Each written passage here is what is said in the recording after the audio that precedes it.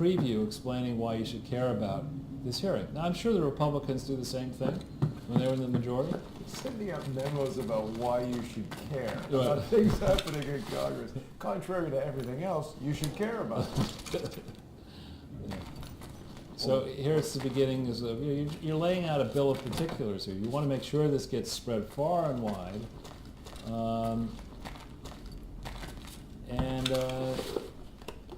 Maybe there are some legitimate concerns here. I don't know. I'm not a campaign finance law expert, for example. But this, to me, is just a smear campaign. This is not yet risen. This is not, these are not political heroes. This is not a profile and courage moment for anybody. This is an attempt on the part of sore losers in 2016 who are especially pissed because they thought they'd rigged the general election. They discovered that they lost the general election. This is an attempt by many, many of those people to just hurl as many slurs as possible out into the public domain, knowing full well that the captured mainstream media is just going to report this as unvarnished truth. So I think it's quite disappointing and will be marked by historians as yet another low point. And then I don't know how much you love accounting for entertainment, but this is pretty funny. This is meant to be funny to one. There's a ruling in some court that the creators of this, I'm sure you've seen this action thing, Bones, they were cheated out of $179 million. It seems like a lot of money to... I mean, they call it reprehensible studio fraud. Isn't that GAAP? That's how it's done in Hollywood. That's generally accepted. You did not expect to be robbed of $179 million? Oh. David Boreanaz. I used to watch David Boreanaz on Buffy the Vampire Slayer, but I haven't. He was on that? I haven't really watched TV, or certainly not this show, in quite a long time. But okay, so they got cheated out of 107.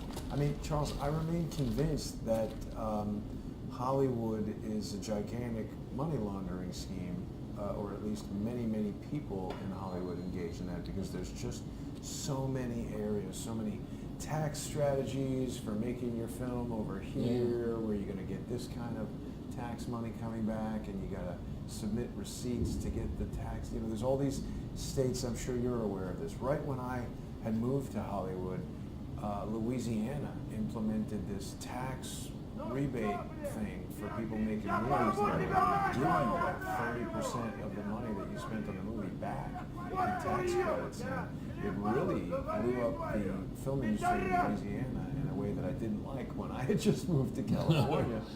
But I got to work in Louisiana, and there's no graft going on. Not in Louisiana, not New Orleans. No, of course not.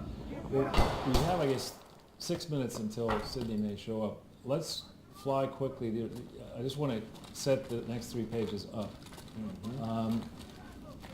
I did not do more than a couple hours work here to try to find things that were in the public domain that should have excited the interest of the mainstream journalism pack to take a look at what was really going on in the Clinton Foundation. And I've laid this out in chronological order.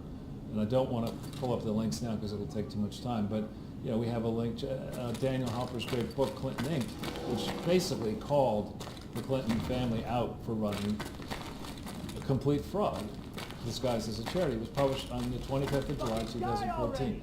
2 years to the day before I sent that fateful email to Judge Napolitano and James Rosen. 2 years before they put that in the public domain, calling out all sorts of problems in the Clinton family that are obvious to somebody who wants to take a look at it. I'm surprised Dr. Collins would publish that. No, they published a bunch of them.